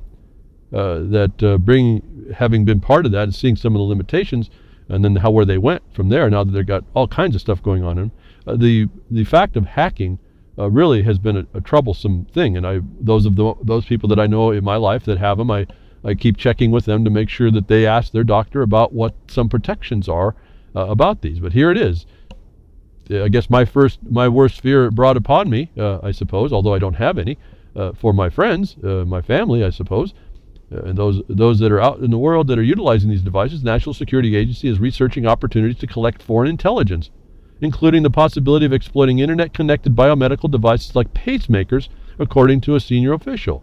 Quote, "We're looking at it sort of theoretically from a research point of view right now," Richard Leggett of NSA Deputy Director said at a conference on military technology at Washington Newseum I guess it is, on Friday. So enough said there. They say in researching opportunities to collect foreign intelligence on your pacemaker is the integration of foreign police from the unqualified one to do community policing in your locale.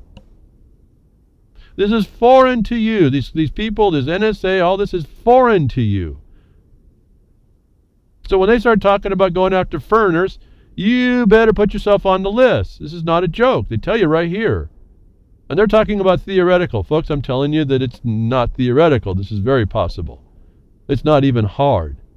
There was nothing that I remember us doing to cause a constraint upon electromagnetic radiation, except to some extent for blocking. But if a directed attack could certainly pick stuff up and not have to interfere with it, although certainly they could interfere with it. So let's just look into the future on some benign thing. They want you dead, folks. They got it. You don't want to go to the good room with the pretty pictures. That's the last thing you see is whatever's in your eyes that moment. They hack your Internet of Things pacemaker. Why is it on the internet anyway? Is anybody thinking about this? And it's a military technology. Okay, I'm getting. Here we go back to broken record, folks. You live in a militarily occupied world, and it's foreign to you. You are the foreigner. This over and over and over. You can't just. I guess you can do anything you want. I keep saying you can't do this. You can't not think about it. You have to realize this is what's going on.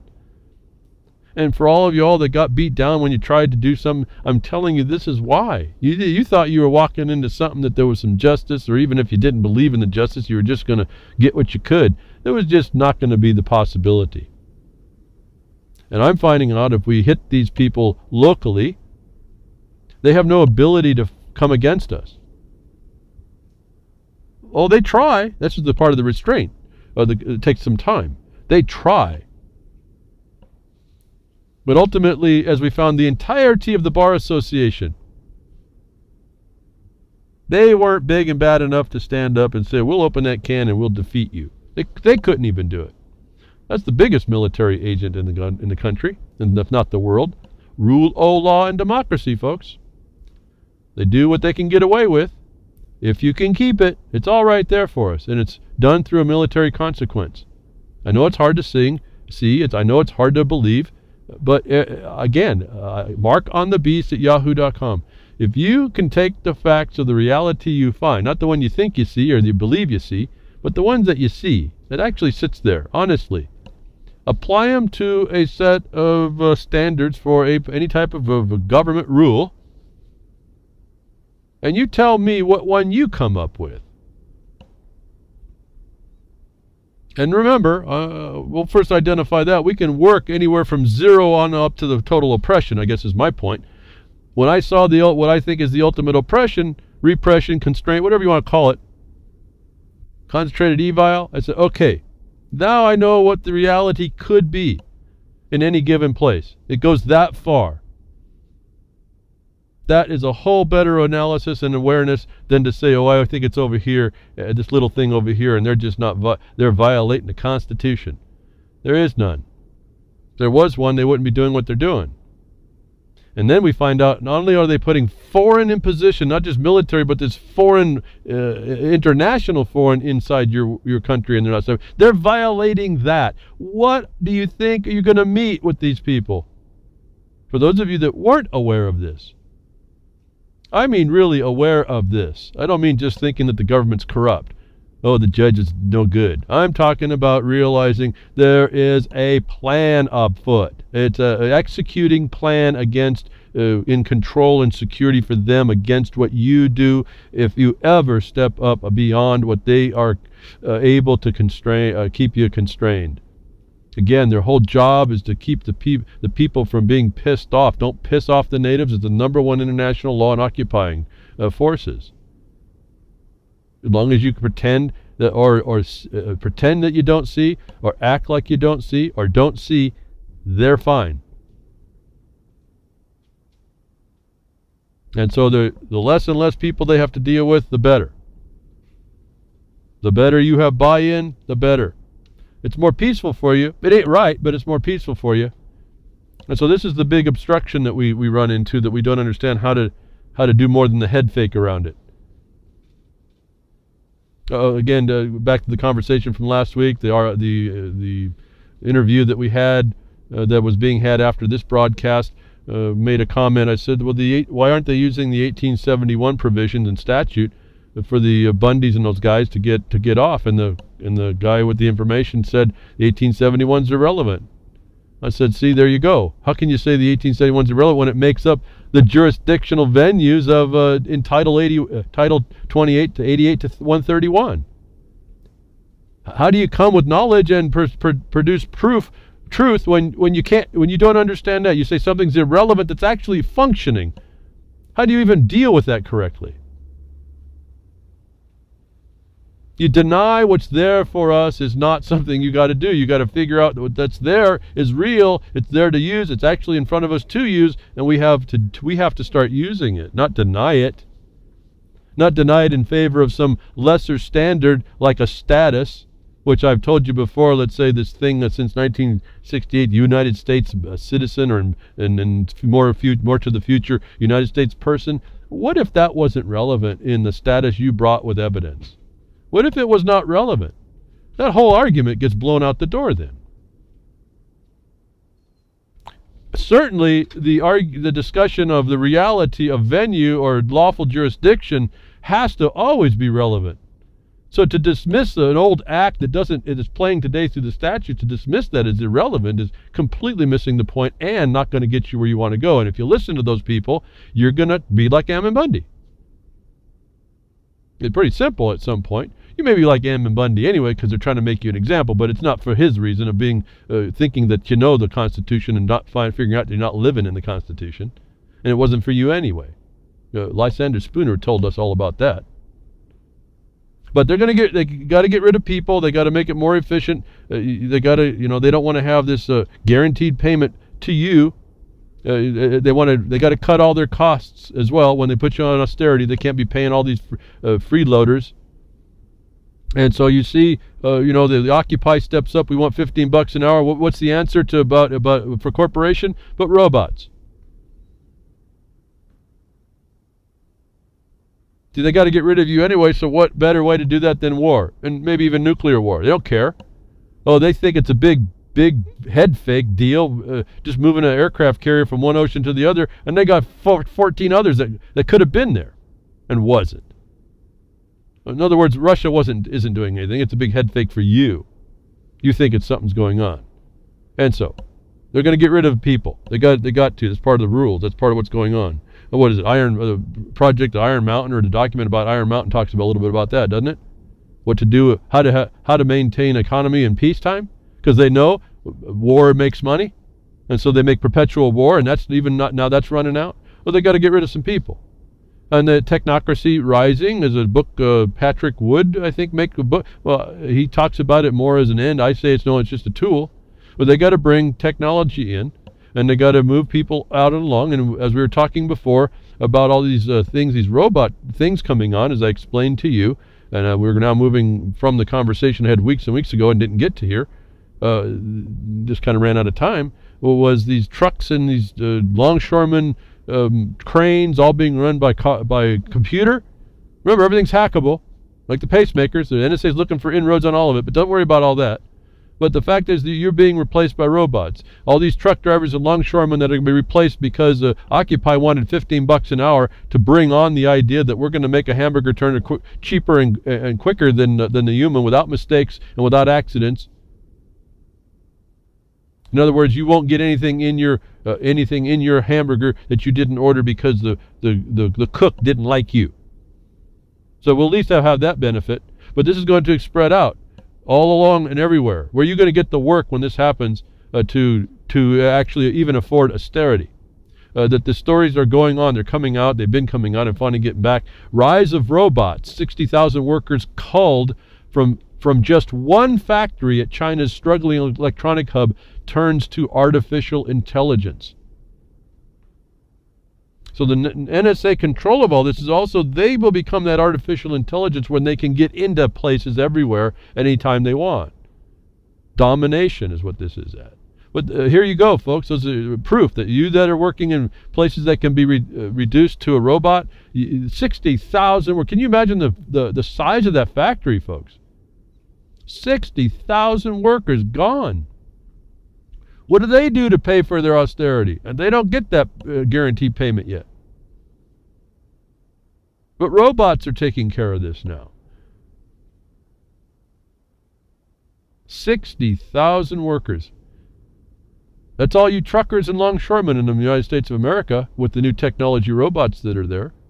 The thing that NSA is going to have control all over. You want a disaster? We'll just fabricate another style. You're subject to it. Only how are you going to get around? You're going to be sitting inside some car that's also got technology in it that's going to drive you wherever you're told to go. Oh, and the places that you didn't think you were going to go. As this technology that's coming on still is baby steps, as I learned in R&D. Man, there's a lot. R&D is a very interesting field, I just tell you. Pretty cool.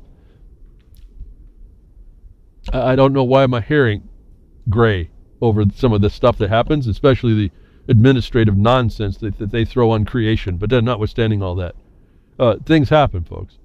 Our machines are not infallible, and they certainly, like even you wear out, they wear out, and at least we'll have a bunch of technicians, grease monkeys, folks.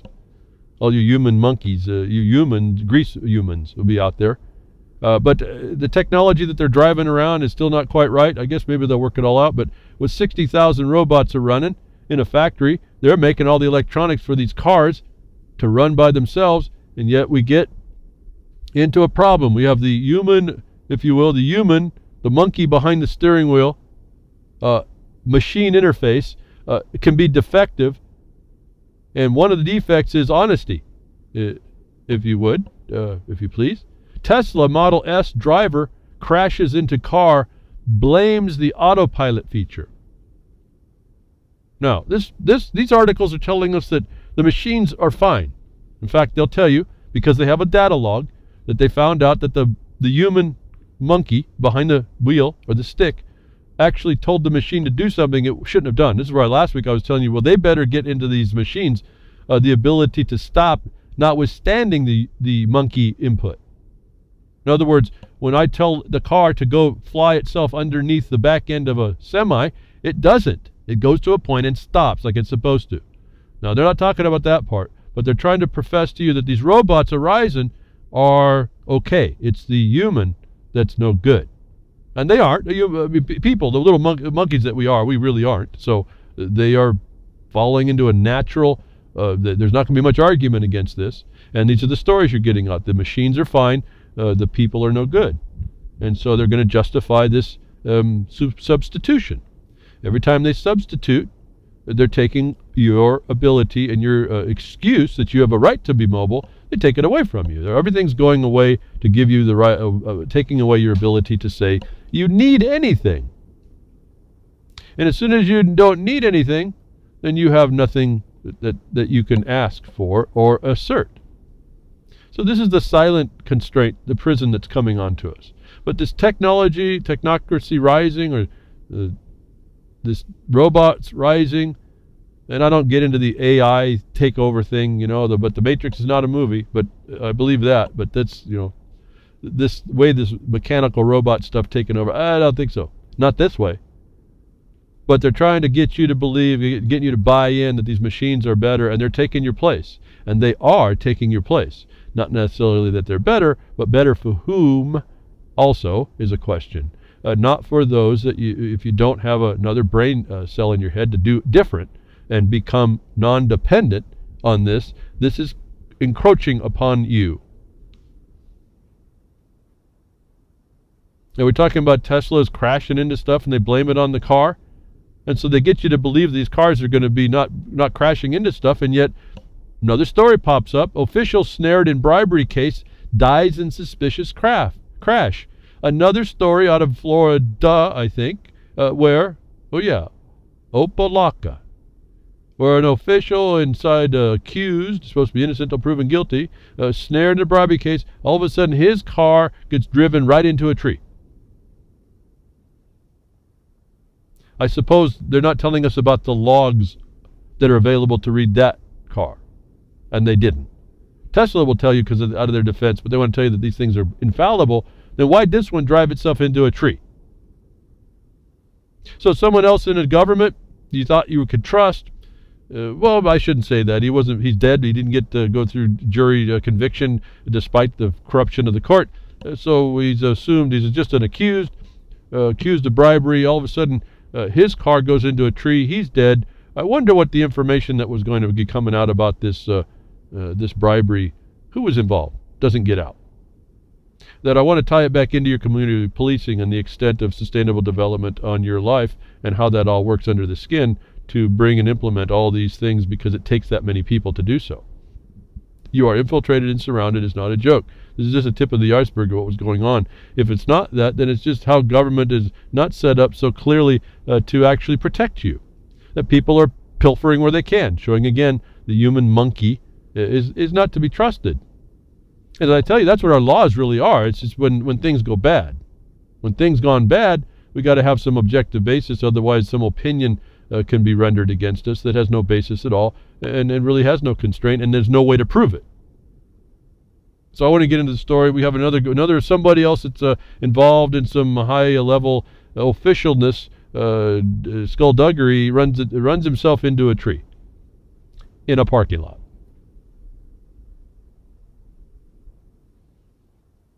back into the robots rising, 60,000 workers in one plant in China.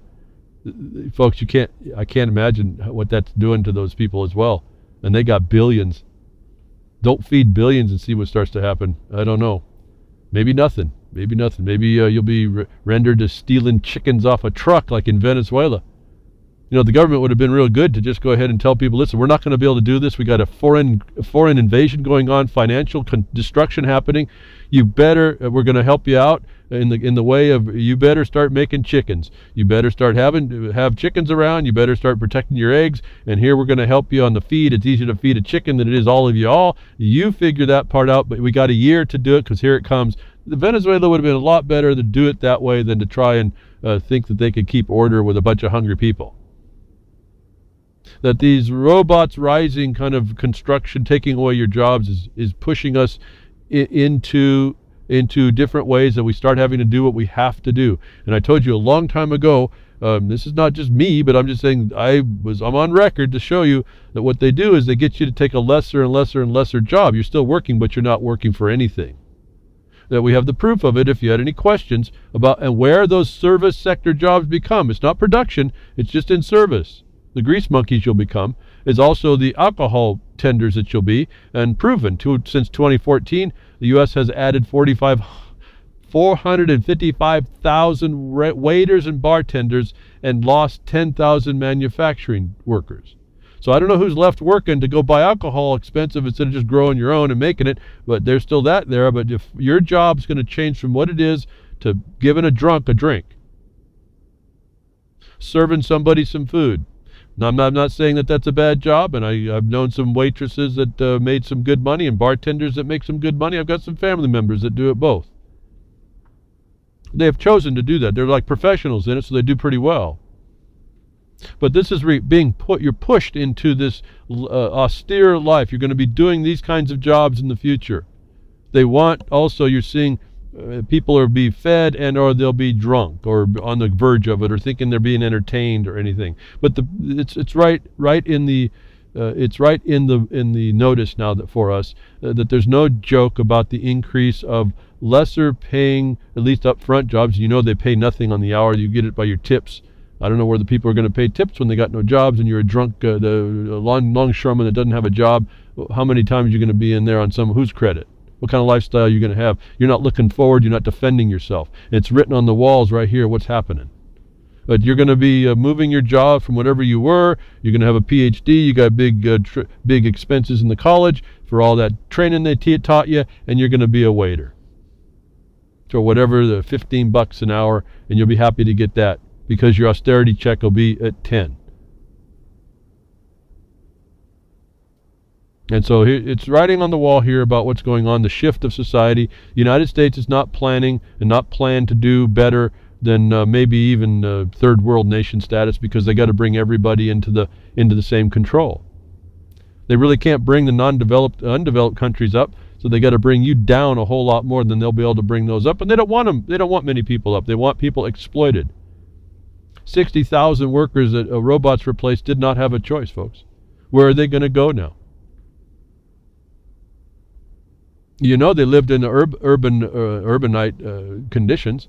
In fact, those are the ways, I think that might have been actually the factory they had to build nets so that the people who committed suicide couldn't. So you don't get out of here until they say so. At the end, when you don't want to go to the pretty room, they're going to just turn off your pacemaker. And they'll have the intelligence to do it. The digital world that you plugged yourself into is the thing that controls you. Again, writing's on the wall. We can believe it or not. So I've asked for people to become non-dependent, do the substance, the weight and measure in the world, get your own, you make your own monetary system that you all work with. Try to figure out what's going on. Watch out, this cashless stuff is coming because it's going to be a controlled situation. They gave it. This is the consensus building thing. They gave it to the libertarian crowd, so-called. The so-called independent capitalists to try and figure out and see what they don't like. Well, they started to absorb it and they started to use it. What they were doing is that's a test platform for those that are going to come and take it. So the latest iteration is where the big corporations stepped up. Is this thing called Ethereum, And which sounds neat. Controllable, contracts that you can build a monetary system around, and contracts that are enforceable through the blockchain. A very neat idea. In fact, there's a couple of listeners, I suppose they're listeners, I haven't talked to them for a little while, that are hot on it. And in Real Liberty Media, we're all, I got the Doge of War. That's based on the Doge coin. It got a little graphic, the Doge of War. It got an aviator helmet and goggles on. That's my little side fun for this. That's where, you can donate to Real Liberty Media using the Doge of War coin on the website. But these are all digital coins. They're all cashless society implementations. They're working at this point, and they're not quite yet controlled. But Ethereum is one of these ideas that have come right on the heels to bring all this stuff together, where you have contracts in blockchains. I have not really looked at it too much. I'm just skimming this little bits of it, of what this thing works. But they are now coming out to tell you that it's a double-edged sword, and I say at least, folks. It makes a lot of sense. It makes a lot of excitement. It looks like the innocent technology is just fantastic in my mind. It's the fact that I don't think it's there for us. Ethereum promises that contracts will live forever in the default case, and in fact, unless the contract contains a suicide clause, they are not destroyable. This is a double-edged sword, and on the other hand, the default suicide mode for a contract is the return all funds embedded in the contract to the owner. It's clearly unworkable to have a zero-trust system in which the owner of a contract can at will claim all money. This is a discussion about Ethereum. This is a discussion on what I think the digital world's going to. Ethereum is picked up, I think, by at least by Windows or Microsoft. Not Windows, but Microsoft. It was a couple of other big corporations have come up to pick this up, which really, that came up quick too. As soon as Ethereum came online, the first I knew about it, within a week, Microsoft was tagging on. I said, no, there's really, just that alone was a big problem. But this discussion, you need those of you that are looking into what cashless societies and future contracts and future judicial type decisions are going to be made, and you heard about the AI, artificial intelligence, a program from IBM that the one attorney household was using for bankruptcies. This is all going to be built into all this stuff. These are not secret. These are all going to be integrated with the government. So word to the wise, look at what this is about. I'll give you the link. I won't go on more. This is an interesting discussion that was reading about it. I don't want to go through all of it. I just don't have the time to touch all this stuff. But you're going to have to take your time to become aware of it. I'm going to continue to state a caution, a warning. Warning, Will Robinson. There's just something that isn't working on this, even though I really like the idea. Behind the woodshed, I don't like getting out. I want to be independent, be non-dependent on the system. I am, and that's why I don't have much. But systems like this really looked attractive, except I started to see, even for as little bit as I could find in them, they weren't so non-dependent. And here comes and then down there you tie your contracts to it. Then they're going to have arbitration and this and that. And there's problems within the software. There's problems within the contracts. There's problem within the law of it all. It's all brand new. Not that can't be worked out, but it's all going to be based on some foreign rule of law condition, and it's going to be under international control. I can only anticipate. Digital has no jurisdiction but itself, folks, and it's nothing tangible. You can be lost by accident. I hear, in fact, in the RLM chat room, I see, I think I got my wallet, I lost it, or I couldn't get in it, or I don't even know what you can do with it, how they get messed up. You lose everything. It's not tangible. And then you have the outside hacking potential. And then you have inside the rules, you even have potential problems. And this is the contract law. You've seen what the Bar Association does with a breach contract. You see what they do with an ostensible breach of the law, of so-called statutes. What nonsense that they put around that. So I'm going to call a warning on this still. I think it's a neat idea, but I don't think, I think you need to be really versed. Again, you need to be versed in digital, or else we really need to hold fast on weight and measure the stuff that they want to convince us is inconvenient, having to have ounces of gold, or if you have that much, or even silver. The poor man's daily bread is in silver. I don't know, folks. I think we have to make that decision soon, and we better start holding on with dear life to this thing for dear life, because they're trying to wrest it from you. And you know, this is all the military. You cannot escape the fact that the government's behind the digital side of this. You just can't. We just heard it. The NSA looking at even biomedical stuff. The Internet of Things was your warning, and then it comes out. And again, I don't know. I can't take the time. I don't have the time to take and verify everything is exactly accurate. These things certainly kind of touch on my concerns. Where we have now, subsequent to that Ethereum report and some of the problems in the contracts and all these things, and sure, you know, it's a developing thing, so that's not the problem that I have with the problems. It's that it's the big data is already jumping in on it, and big bank and big governments inside the back of it. And then here we have it: blockchain entrepreneur tells central bankers get into the digital thing for control. That's exactly what I told you. I could not believe that the title was that. I told you this quite a bit ago with this digital control system. It's just control. They got you coming, got you going. They got your life in the palm of their little, I don't know, in the palm of their hand. Now it's at the point of a finger, a digit going after your digit. The direction of digital currencies are headed, where they are headed is really bad. I assume this author is it's from the Economic Policy Journal. I don't know their source. I don't know anything about it. I don't know how they are relative to where they were relative to Bitcoin and all that. I don't know. But they certainly are certainly calling up a problem that I've seen that makes sense to me, that some people haven't answered clearly to me. That continually to be a big problem with the digital currency, cashless society, and the big data is in on it already. They're ahead of us. The head of a startup, Adam Ludwin, CEO of San Francisco-based Chain, was recently in Washington, D.C. to introduce the digital blockchain to central bankers. This is on the heels of that other story I told you when this happened. This report comes back to explain a little bit more for those of you that are involved. He says that this reporter is saying he met with central bankers from 90 countries, including Federal Reserve Chair Yellen. I don't know why she's yelling. I don't know why she can't just talk softly and carry a big stick. I don't know. Maybe she'd be nice if she wasn't carrying the stick at all, but she's got something she's yelling about, as well as officials from the International Monetary Fund, World Bank, and Bank of International Settlements. That should be big red flags. This is no joke. This is the core of it, folks. So not to talk more about it. I'm not an expert. Like I said, I'm really tossed. I like some of the technology. I just think it's not ours. I just think it's not in our control, and I think if you want to continue to live a non-dependent life, you're going to have to forego this or figure out a way to keep it independent, not like dark web, which is kind of a fallacy in a way, possibly. But again, the minds that are being able to focus on this, like I've focused on land disposal law, are going to be required that you can trust. As you should be able, I hope you can trust me for doing that, bringing that scale and law quality and quantity of knowledge and application experience. We're going to have some people that we can do that in this realm, given that it is an efficient way to go. It is seemingly the way to happen, but I have a problem with the intangibility of it all, and I think we have to. That's one of the principles we're not going to be able to forego. Maybe we can have a perpetual contract, but the payments and all that system, that can't be integrated with this, because it's just an electron that is essentially some one mouse click or one digit poke on a keyboard valid. I mean, that's it.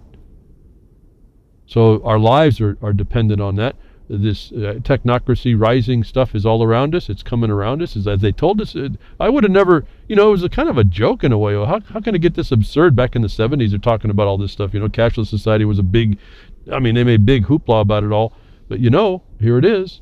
It's right here, and it's in ways I couldn't even fathom at the time, and probably can't now. I got too much. There's just too much in my mind. I can't really do too much anymore. I'm really beyond. I've been dropping a lot of sticks. Not that they're damaging anybody, but there's just so much to get done and not many people to do it, that there's no way I can pick this up. And maybe it's just because of that I'm saying, be forewarned and forearmed to stick with the tried and true principles of weight and measure and actual substance of coins. Go to a miner, get your value from his bank, the bank of his deposit, and have him make you some solid coins, and start getting a trust system built that way. That was partly what I was hoping the Jefferson Mining District could do. We're probably not going to be able to get that. That's a dream in a way. It's very, very plausible and probable to be done, but we just don't have enough people to do all the work it takes to pull this stuff out. You literally have a new, it's actually an older existence, an older thing. We are stepping back to foundation, not into the ether of amenity and digital, in the digital ether of control by digit. We do have to go back to substance, but in fact it's a foundational substance. It just takes a lot of work to re-get that, because they've eaten out our substance, haven't they? And that's the whole point. They eat out our substance. Our substance is our wealth. And it's all planned to do that. It's planned to make an amenity, a feeling, a belief valuable. And then have some third party reflexively decide the value of that against substance. Then that one that's of the reflexive value that you put in his opinion and trust in his or her opinion has a standard that says if we can steal the property from these people, we get to do it where appropriate. Folks, what's not appropriate before a thief? What's not appropriate before a psychopath? If you're in the way between him and his objective, or her and her objective. You notice there's lots of women stepping up to do this, which is another exploitation that women don't even understand. I mean, I look around the world, see what's happening. Oh, the glass ceiling, this and that, and then gender neutrality, and women need to be, and more STEM women in technologies. What a facade! We're really, women are being sold down the river again and again. And then men are put in a position, if you say something, oh, you're the big, you should be burnt like a witch. You heretic. And so this is the topsy-turviness of it all. We went from substance into amenity, into feeling, into belief, into things of non-actual value, or subjective value, as we would say it another way. And so it's up to us. We can decide to live in this fairy tale world of someone else's feelings, and have to develop a third bathroom, or go to porta potties, or start to watch the world develop, talk about personality that all of a sudden has gender, when personality is a fiction in law that is neutral to gender. No one's picked up the fact that they want to be, all these people that are confused and harmed and abused, they want us to continue the abuse. They want to consider themselves zits onto their identity, to continue the confusion, to make them neutral to the confusion they're imposing on you. What nonsense. I don't get into many discussions about it, but I've told you, I've already brought it out. I'm on record. What I see going on is someone else's abuse that they're forcing me to agree to, and I don't agree with that. And no one's come to me in many broadcasts when I've made the question about why people are confused in gender or confused in a role. For all the people that want to get all over that word, they're being put in roles, but they are attacking those that would speak to it. No one's come to me to show that my basis for why I believe what I do regarding these abuses that people take onto themselves, that they want me to enforce, why those views are wrong. And until then, I have to go with my experience. And I don't think it violates anybody to question these things when I think what they're doing is extending their abuses onto me and everybody else. And this is what you see. The world is abusing you. The military abuses you. The police abuse you. Your leaders, so-called, in your locales, they think that they are running this show for you. And they abuse you, and they disregard you, they disrespect you, and you take it. You are the human with the ring in your nose. You're the beast of burden walking as an accessory to the crime against you. I don't know how else to describe this condition. There's really no sympathy for those that want to continue the ring in the nose, but heck, don't try to kick me because I'm asking you to take the ring out. Don't run over to the guy holding the rope with the ring in your nose and side with him either. We really have some action to take here. It's not just certainly not opinion. It certainly doesn't happen behind the keyboard.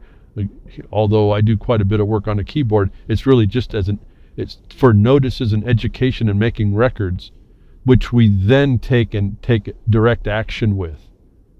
Tangible action that nobody can refute, that nobody, at least till now, can even defend against a contrary view. And why? Is because we come with an objective basis that kept the peace in the world, or in our world, and we insist on it now. We don't allow this amenity-driven nonsense into our lives. I hope you agree. I hope you'll step up to stop it. Hope you start to get the proper perspective to be able to discuss against it, so it's not their question that they bring for a decision on a third-party mob against you. Thank you for tuning in today. Hope you all got something out of here today, and we'll take it forward and do something with it.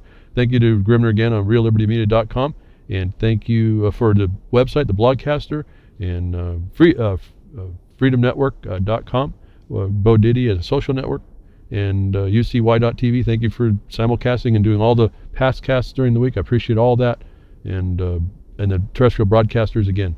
Thank you all for helping. Thank you all for your contributions and donations of information and questions and needs.